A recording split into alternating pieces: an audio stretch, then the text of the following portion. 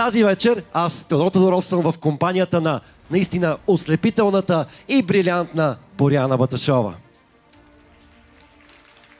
Благодаря ти, Тео. Обожавам да сме заедно на сцена. Добре дошли, дами и господа, добре дошли на втората вечер на София Fashion Week и нейното издание Пролет-лято 2024 година.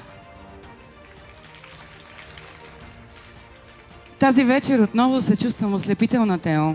И изглеждаш така. Отново доверих се на Princess Fashion Studio за тази невероятна рокля. Надявам се да ви харесва. Ослепителния.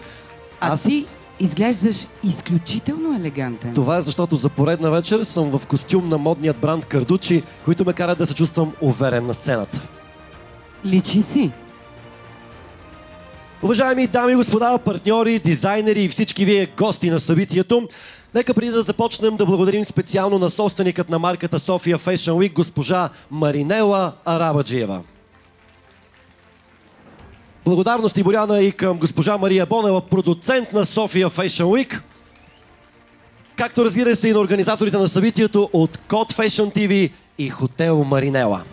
Тео, виждам, че всички са вече изключително нетърпеливи да открием официално втората вечер на София Fashion Week Пролет-лято 2024 година, която е посветена на българските брандове и дизайнери. Приятно гледане, уважаеми дами и господа!